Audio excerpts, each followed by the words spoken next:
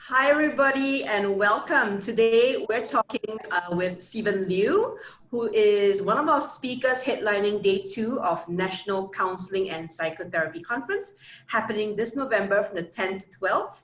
So we encourage all of you to join in. This is especially aimed for counselors, psychotherapists, caregivers, or allied healthcare professionals who want to know more about how they can use the right technique to diagnose and to treat people with a spectrum of mental wellness issues. And we all know with this time of the year, where with COVID in 2020, a lot of people experiencing a lot of stress in their workplaces as well. It's tough to keep positive.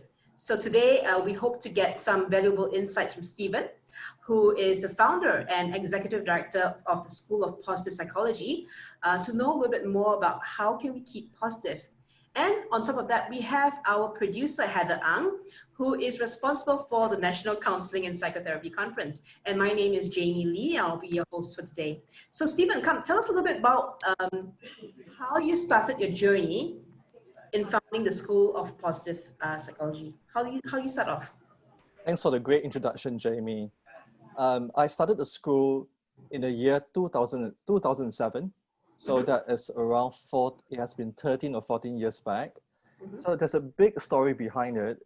In the year 2005, I was having a site visit to the Institute of Mental Health Singapore, and there was a lot of renovation going on. And I was asking the PR director back then that what's going on at IMH. It seems like you're building more buildings or upgrading the facilities.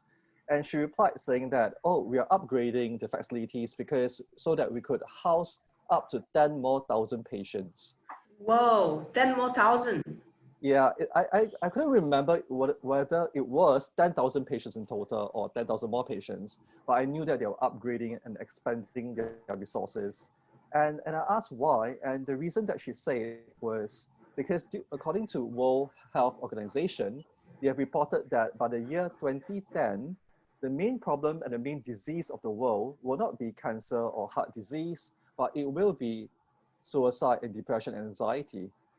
So IMH was doing their part to build these facilities to meet up to the demands. So at the point of time, because we were a site visit, there was a round of applause going on.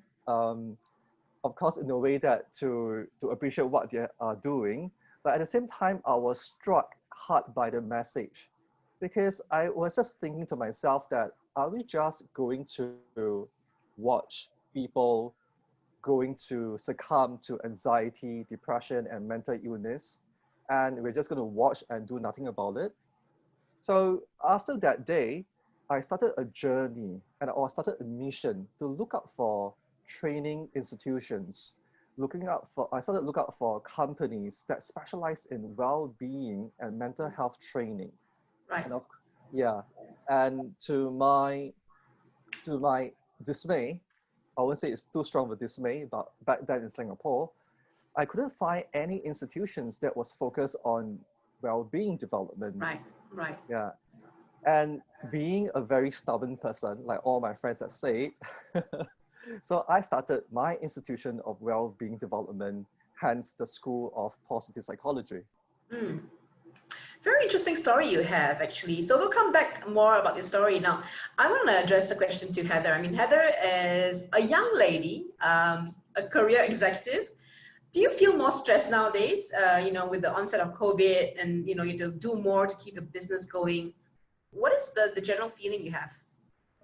Definitely. I'm definitely a lot more stressed now compared to our post-pandemic period, because right now there's a lot of pressure on us in order to to innovate and change the ways that we do things. In the past, we used to do things this way. Now we have to think of all sorts of ways, right, in order to get there again. It's quite an interesting journey, but it definitely puts a lot of pressure on career professionals. Right. So I guess like what you just shared, a lot of people in Asia are experiencing a lot of stress, not just in Asia, in fact, the whole world. We're made to do things very differently. And I think it's sometimes really tough to keep positive. And that's why it's great having you here, Stephen. Maybe share with us, Stephen, what exactly, you told us about the journey, why you started on this route of founding School of Positive Psychology. was there a role model as well, as you started this journey, someone that you looked up to and you sought to sort of role model yourself? Well, that's a great question, Jamie. At the point of time, I had quite a number of role models, and these role models were my my some of my friends. I mean, if I mention their names, it will be like what, but it's fine. So I do have a number of role models, and maybe I can share one with you right now. Is he is none other than Martin Seligman, and he is the founder of the positive psychology. And of course, not just him, I have also other role models who are also positive psychologists.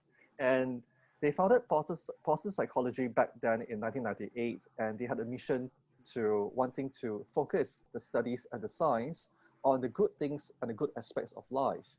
Because I know that I can't help myself but continue to share this message. Since you asked me who's my role model, maybe I can take this opportunity to share a little bit about why they are my role model. It's because that the science of positive psychology is simply focusing on what is going well and what is going right in our life. And it seems to suggest that many years since after World War II, the science of psychology has been focused or preoccupied with problem solving, which is also really very important, because I think in order to improve our life well-being, one great way is to find out the problems and to solve them, right? But as I mentioned that, it seems that there has been a preoccupation in the society and the world of this is the only way of solving issues and increasing mental distresses. So coming back to my role model, so there's a group of them and started with Martin Seligman. And so many years later, I'm very happy and pleased that we are also part in this journey propagating positive psychology. Awesome, interesting. I'm sure they've touched you in many ways and helped you, aspire to do more. I think it's a great initiative that you have, because there's never enough positivity in the workplace or in society. So it's a great thing what you're doing. I believe from the School of Positive Psychology, you're also training people. Am I correct to say that? Yes. What is your approach in terms of positive psychology? How do you train people? Well, the School of Positive Psychology is a higher education institution in Singapore. What does that mean is that we accredit professionals and students to becoming professionals to practice positive psychology or counseling and psychotherapy in various aspects of their profession after they graduate. So how do we train them and what do we do? Well, it's simply when we talk about the science of positive psychology, like I mentioned to you earlier, we bring forth the science of well-being and we focus on areas that concerns resilience building. Instead of focusing on weaknesses, we focus on strengths. Instead of focusing on the past, we focus on the present and the future potential, right? And so back to the question of what do we train them, maybe I could answer in a way that who are our students and what do they aspire to achieve after learning positive psychology. Most of our students are working professionals from their 30s to their 60s, and many of them could be parents, managers, or leaders, even psychologists or trainers or coaches, etc. They have a similar goal is to bring forth positive psychology into their practice so that they could have a more balanced view of how they apply psychology and counseling. That is one key area. And the other key area would be a group of professionals like HR leaders, coaches, or trainers, or managers. They are here to learn the application of positive psychology because they want to bring this back to increase employee engagement. They want to create meaningful relationships and culture at the workplace. They would like to build psychological safety to help people flourish and thrive. And we strongly believe that psychology is not just belong to the clinical practice. Psychology has to be practiced every day, and we can use it to improve our relationships and work performance, and also, of course, to form meaningful collaborations and to build an even better society. Awesome. Thanks for sharing that with us, Stephen. Coming back to Heather, Heather growing up as a young girl in school and teenager, and now you just entered in a couple of years in the workforce. was the thought of mental wellness or the awareness of depression or suicide or positivity, were they key themes or thoughts in your mind growing up or not at all? I have to say, not at all. When I was growing up, I don't think I've really heard any of the adults around me talk about mental health issues or depression. In fact, I think it is only when or after we've grown up and we look at the news, and especially these days when you see a lot of news about celebrities or people in high powered, high pressure jobs committing suicide, and then you know that depression is actually a very serious situation. In fact, many people around me, I have to say, I have many friends who suffer from depression and who Right. have actually shared with me that they do sometimes feel suicidal tendencies, and they have been seeing a therapist for it, hoping to be able to get better.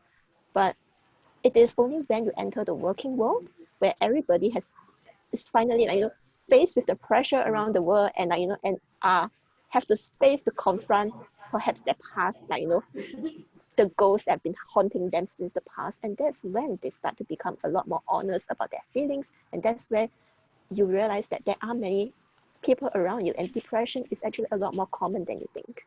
Right, right. I think I share the same experience as you. Growing up, nobody talked to me about mental wellness. Nobody talked to me about emotional intelligence or being resilient. And I'm very happy that in society we see an increase in awareness and that people are, spreading the message about mental wellness and mindfulness, especially in the workplace and at home. Because interestingly, in a conversation I had with Liz and Kay yesterday together with Heather, we talked about suicide.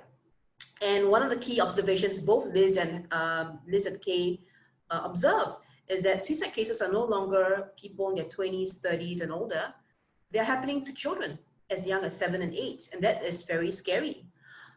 So, Stephen, coming back to you, do you feel that in the space that you work in Asia, do you find that people are generally not aware of mental wellness and positivity and how to apply these techniques or strategies, or do you find it's just more of a taboo in Asia, like people just don't want to talk about it because they're in self-denial and it's not a subject they want to talk about at all?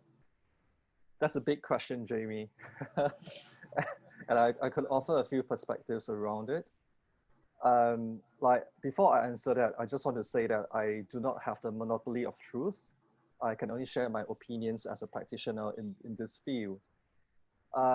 Before I dive into this question, I just want to make note that whether it's in Asia or is the Western part of the world, it seems to suggest that actually in the 20th century, we are being told to hold back our emotions.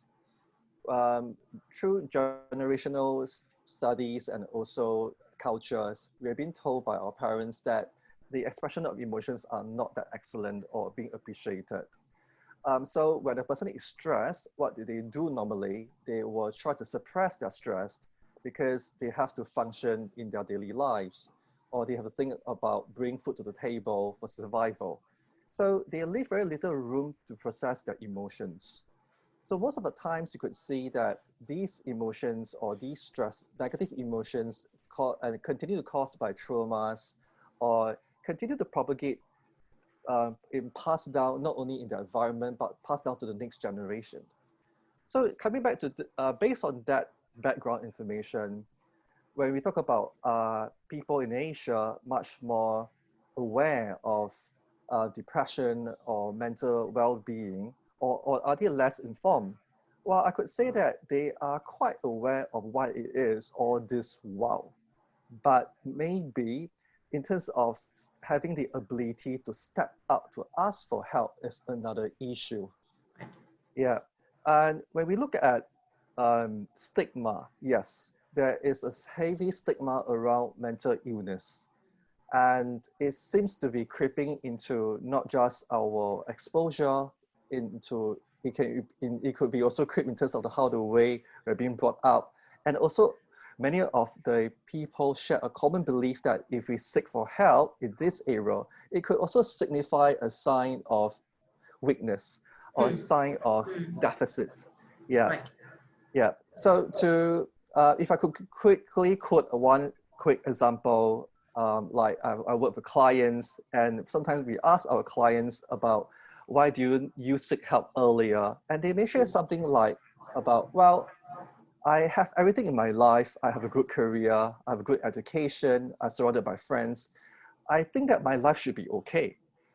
And when I start to feel that my life is not good, and I feel stressed or sad about it, I cannot accept the fact that there's something wrong with me. So if I seek help, it means that there is something wrong with me, and I cannot accept that. So that, therefore, the stigma in general for mental illness.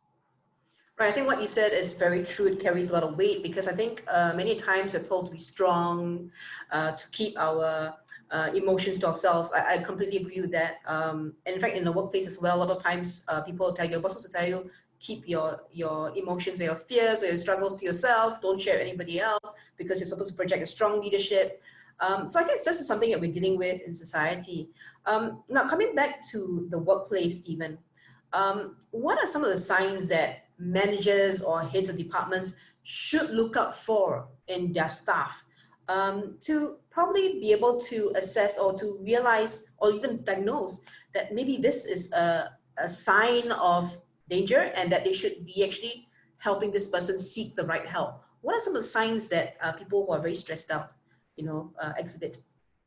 Well, I would first and foremost, I think there will be telltale signs of when a person is in distress, right?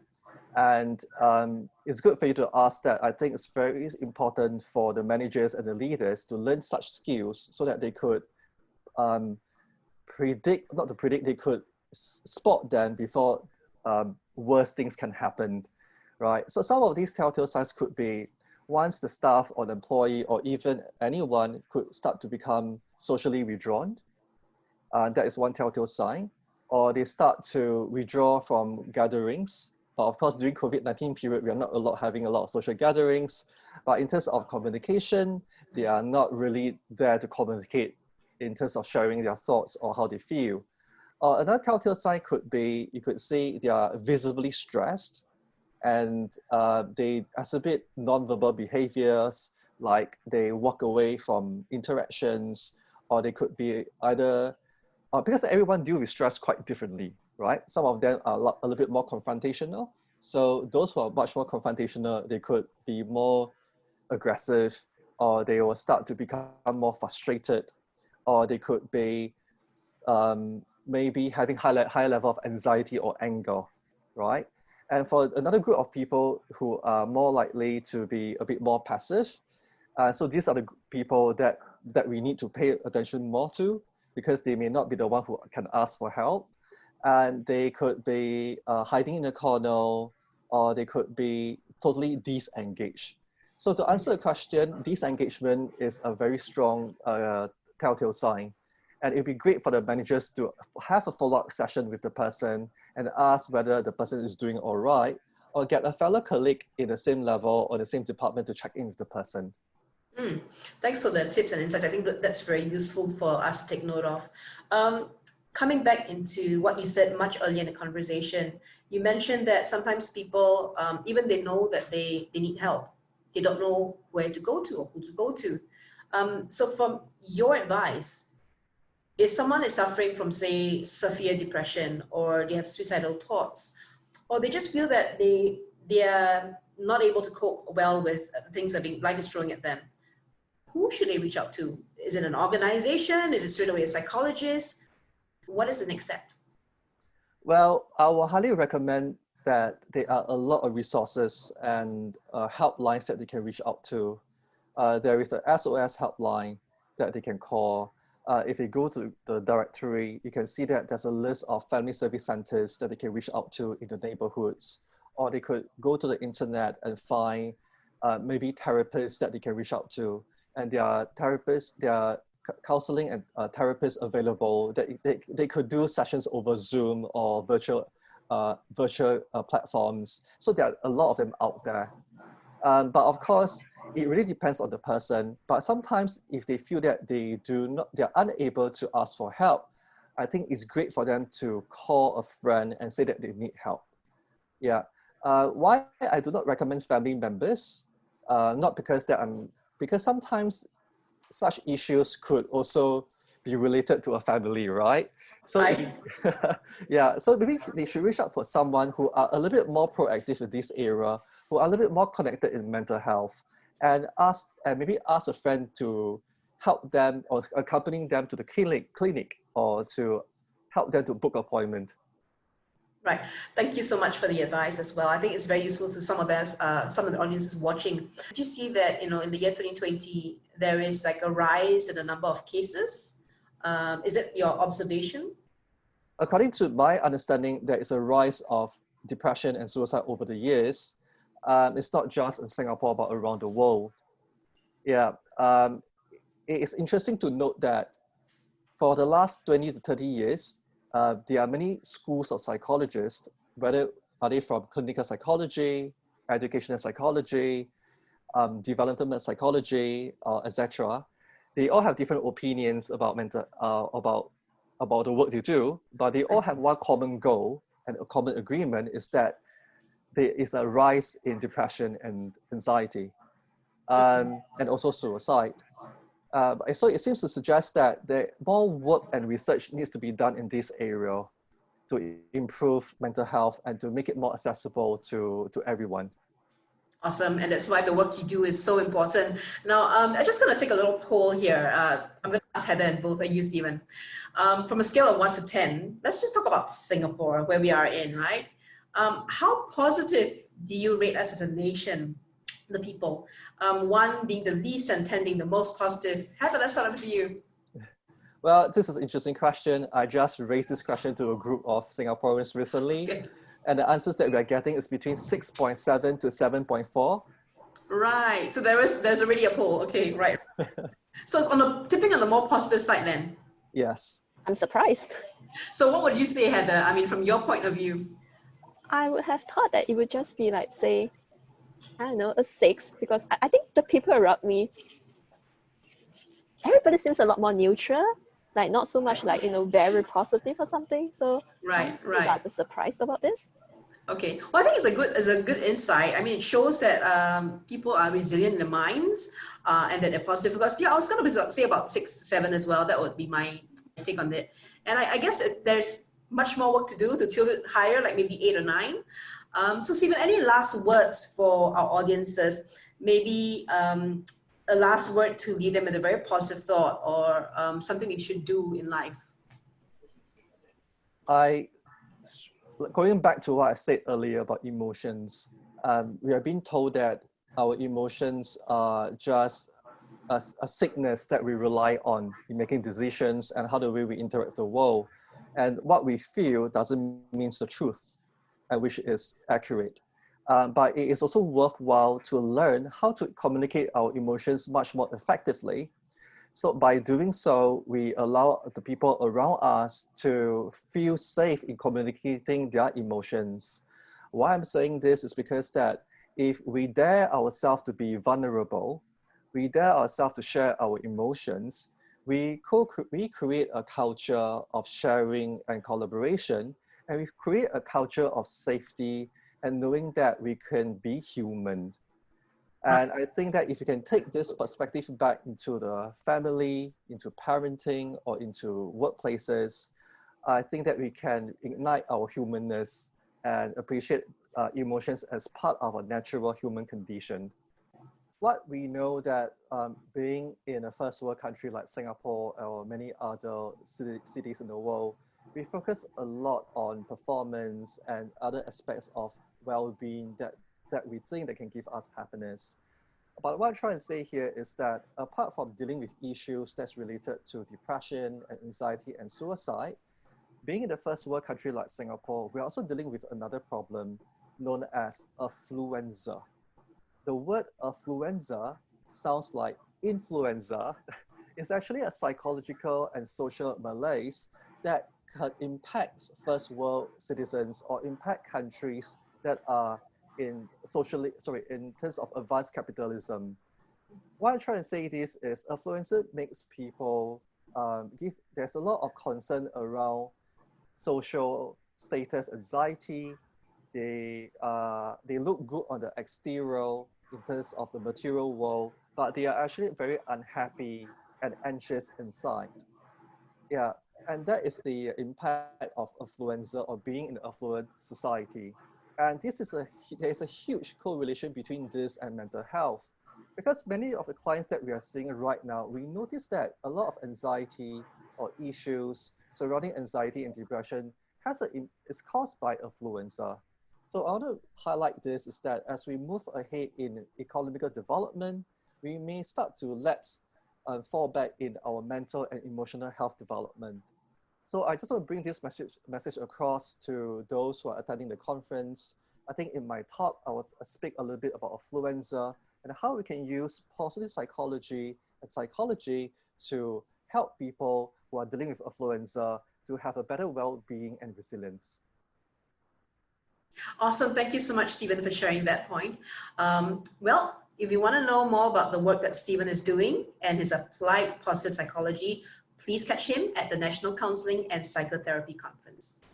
And here's a plus point for people who are registering for the National Counselling and Psychotherapy Conference on the 10th and 12th.